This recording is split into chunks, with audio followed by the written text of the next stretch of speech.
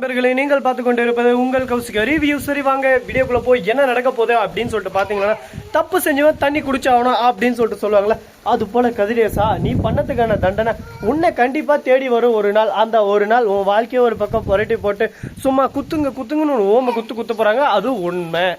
கதிரேசனை கரெக்டாக போயிடுறாங்க. கதிரேசனை இருக்கிறதாவே போயிடுறாங்க. இதுக்கு முழுக்க யார் காரணம் அப்படின்னு சொல்லிட்டு பார்த்தீங்கன்னா நம்ம மல்லி தாங்க. ஆதார் அட்டை ஒரு வழியாக திருட்டி எடுத்துன்னு போயிட்டு தீபிகா கிட்ட கொடுக்குறாங்க.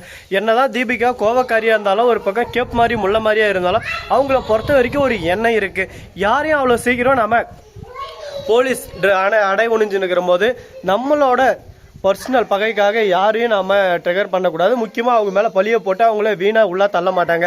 வேறு எதனா விஷயத்தில் உன்னை பழி வாங்கிறேன், இப்போ என் தொழிலுக்கு நான் நேர்மையாக இருக்கணும், கதிரேசன் மேலே சந்தேகப்படுறேன் அப்படின்னு சொல்லிட்டு கதிரேசன்கிட்ட போய் விசாரிக்கிறாங்க. கதிரேசனை சரியாக பதில் சொல்லலை. கதிரேசன்கிட்ட ஃபோனை வாங்கி பார்த்தது எல்லாமே தெரிய வந்துடுது. அது மட்டும் இல்லாமல் அவர் கத்தியால் குத்துறும் போது ஃபோட்டோவும் எடுத்து வச்சுன்னு இருக்காரு. அதை பார்த்ததும் ஒரு பக்கம் ஷாக் ஆயிடுறாங்க.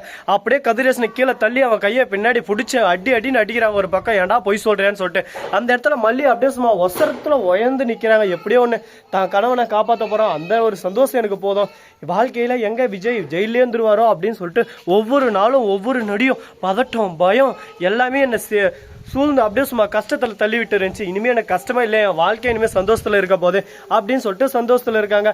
இந்த சந்தோஷம் நீடிக்குமா, இது இப்படியே தொடருமா அப்படின்னு சொல்லிட்டு பல கேள்விகள் மனசுக்குள்ளே ஓடிக்கிட்டு தான் இருக்குது. இந்த கேள்விகளுக்கான பதில் நம்ம கதிரேசங்கிட்ட தான் இருந்தது, உங்களுக்கே நல்லாவே தெரிஞ்சிச்சு. அது மட்டும் இல்லாமல் ராஜேஸ்வரிக்கு இந்த விஷயம் தெரிய வருது. என்னது கதிரேசனை கைது பண்ணிட்டாங்களா அப்படின்னு சொல்லிட்டு ஷாக் ஆயிடுறாரு. என்ன இதுக்கே இவ்வளோ ஷாக்குன்னா இன்னும் இருக்கே, இன்னும் நிறைய விஷயங்கள் இருக்கே காத்துன்னு இருக்கே. அதெல்லாம் பார்த்துருந்தீங்கன்னா நீங்கள் ஆடி போயிருப்பீங்க, அசந்து போயிருப்பீங்க போலயே. கதிரேசா நீ தப்பு செஞ்ச, அதுக்கான தண்டனையை நீ அனுபவிச்சுதான். அது மட்டும் இல்லாமல் அவங்க கூட வந்தாலே நிஷா, அவளையும் தேடி அடிச்சு புடிச்சு அரெஸ்ட் பண்ணி கூட்டிகிட்டு வரணும். ஏன்னா அவளும் இந்த இடத்துல கேப் மாதிரி வேணாம் முள்ள மாதிரி வேணாம் முடிச்சு வைக்க எல்லாமே செஞ்சிருக்கா, அவளையும் விட்டுற முடியுமா அப்படின்னு சொல்லிட்டு ஒரு முடிவு எடுத்திருக்காங்க. இப்ப அந்த நிஷா எங்க இருக்கா, எப்படி இருக்கா அப்படின்ற விஷயத்த நீ தான் சொல்லணும். ஏன்னா கதிரேசன் கைதான அடுத்த செகண்டே நிஷா ஓடி போயிட்டு மறைமுகம் ஆயிட்டாங்க. அவங்களோட மறைமுகத்தை கண்டுபிடிக்கணும்னு சொல்லிட்டு ஒரு விஷயத்தெல்லாம் சுத்திட்டு இருக்காங்க. அது மட்டும் இல்லாம இங்க பாத்தீங்களா, இவதான் நிஷாவோட தோழி. நிஷாவை இவதான் இவ வீட்டில் மறைச்சு வச்சுன்னு இருக்கா. இந்த மாதிரியெல்லாம் ஒரு பக்கம் விஷயங்கள் செஞ்சுன்னு இருக்கிற போது நம்ம என்ன சொல்றது சொல்லுங்க பார்க்கலாம். நிஷாவை காப்பாற்றுறதுக்கோசரம் என்ன போராடுறாங்க பார்த்தீங்களா. எல்லாரும் ரெட்டையிலுக்கு ஓட்டு போடுன்னு சொல்றாங்க. இவ பேச்சு யாரும் கேட்கறீங்க. உங்க வாழ்க்கையில உங்களுக்கு நீங்க கரெக்டா முன்னேறதுக்கு யார் வழிதுணையா இருக்காங்களோ, இந்த ஆட்சின்னு தான் கரெக்டாக இருக்கும், அவங்களுக்கு நீங்க ஓட்டு போட்டு அவங்கள வரவைங்க. இவங்க சொல்றாங்க அவங்க சொல்றாங்கன்னு சொல்லிட்டு யாரோட ஒப்பீனியனும் கேட்காத உங்க மனசுக்கு பிடிச்ச மாதிரி நீங்க எந்த ஒரு விஷயத்தையும் செய்யுங்க. அப்பதான் ஒரு பக்கம் எல்லாமே நல்லா இருக்கும். சரி விடுங்க, அந்த கான்செப்ட் நமக்கு எதுக்கு, அடுத்த கான்செப்டுக்குள்ள வரலாம். கரெக்டா நம்ம விஜய் இருக்கார்ல, அவர் இருந்து இந்த விஷயத்த தெரிஞ்சுக்கிறார். தெரிஞ்ச உடனே ரொம்ப சந்தோஷப்படுறாரு. எனக்கு தெரியும் மல்லி, நீ என்னை காப்பாற்ற வருவேன்னு சொல்லிட்டு, நீ இந்த அளவுக்கு என் மேல பாசம் அக்கறை எல்லாமே வச்சு என்னை காப்பாற்றுன்னு சொல்லிட்டு எனக்கு நல்லாவே தெரியும். அது மட்டும் இல்லாமல் இதை கதிரேசன் தான் பண்ணாருன்னு கேட்குற போது தான் எனக்கு அதிர்ச்சியா இருக்கு. கதிரேசன் இந்த மாதிரி எல்லாம் வேலை பண்ணுவாருன்னு சொல்லிட்டு சத்தியமா நான் எதிர்பார்க்கல.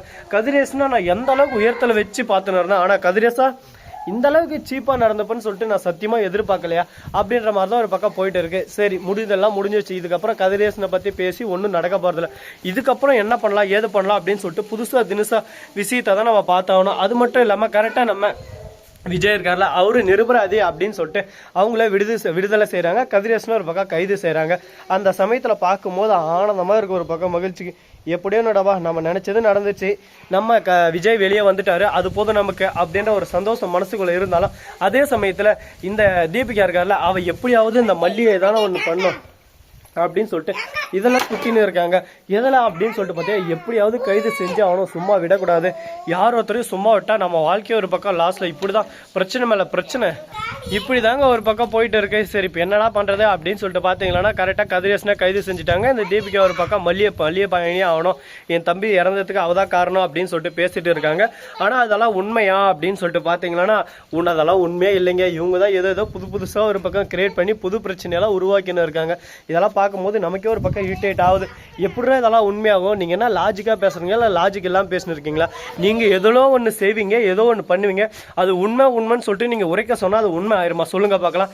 இது கண்டிப்பா உண்மை இல்லைங்க. இது எல்லாமே ஒரு பக்கம் பொய் புகார்கள் அப்படின்ற விஷயத்த நம்ம அடிச்சு சொல்லலாம். சரி இருக்கட்டும், சொல்றதெல்லாம் ஒரு பக்கம் சொல்லலாம், மறுபக்கம் என்ன பண்ண போறோம் அப்படின்ற விஷயத்தையும் நம்ம யோசிக்கணும். யோசிச்சு சிந்திச்சு ஒரு விஷயத்த நம்ம செஞ்சோம்லன்னா நம்ம வாழ்க்கை ஒரு பக்கம் சந்தோஷமா இருக்கும். அது போலதாங்க கரெக்டா நம்ம விஜய் இருக்கார்ல, அவர் வந்து கதிரேசன்கிட்ட ஒரே வார்த்தை தான் சொல்கிறாங்க, பார் கதிரேஸ் தான் உன் பொண்ணை நான் கொலை பண்ணலை, உன் பொண்ணுக்கு எனக்கு எந்த சம்மந்தமும் இல்லை, உன் பொண்ணு மேலே உன்னோட நான் தான் உயிராக இருந்தேன், அவளை என் உயிரை விட அதிகமாக நேசித்தேன், ஆனால் அவளை என் வாழ்க்கையில் லாஸ்ட் வரைக்கும் இருக்க முடியல, சதிகார கூட்டம் எல்லாமே சேர்ந்து அவளை என்கிட்ட குறிச்சிருச்சு, அப்படிப்பட்ட அவள் நினைவுகளோடு தான் இன்னும் நான் வாழ்ந்துட்டு இருந்தேன், ஆனால் என்ன பண்ணுறது, உங்களால் தான் நீங்கள் பண்ண முட்டாள்தனம், என் குழந்தைய என்கிட்ட பிரிக்க பார்த்ததால தான் மல்லி என் வாழ்க்கைக்குள்ளே வந்தால், அதுக்கப்புறம் மல்லி என் வாழ்க்கையானா அதை ஃபஸ்ட்டு நீங்கள் தெளிவாக புரிஞ்சுக்கோங்க.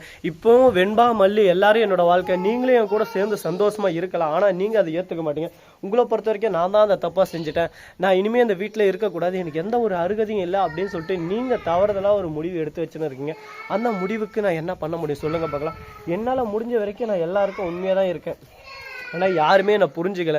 இந்த உலகமே என்னை பற்றி எல்லாரும் என்னை தப்பாக தான் பேசுகிறீங்க தவிர நான் என்ன பண்ணேன் ஏது பண்ணேன் அப்படின்ற விஷயத்தை யாருமே ஒரு பக்கம் எதிர்பார்த்து வர மாட்டேங்க. சரி விடுங்க, பரவாயில்ல, எல்லாமே ஒரு பக்கம் நல்லதாகவே நடந்துருச்சு, இதுக்கப்புறம் நல்லதே நடக்கட்டும் அப்படின்னு சொல்லிட்டு ஒரே வார்த்தையில் முடிச்சிடுறாரு. இந்த வீடியோ உங்களுக்கு பிடிச்சிருந்தா லைக் பண்ணுங்கள், கமெண்ட் பண்ணுங்கள், ஷேர் பண்ணுங்கள், டிங் டிங் பெல்லை தட்டி விட்டு போங்க. அப்போ தான் நாம் போடுற அடுத்தடுத்த வீடியோ உங்களுக்கு உடனுக்குடன் நோட்டிஃபிகேஷனில் வந்து கொண்டே இருக்கும். மிக்க நன்றி, தேங்க்ஸ் ஃபார் வாட்சிங், டாடா, see you, நன்றி, வணக்கம், வந்தனம், வருக தருக.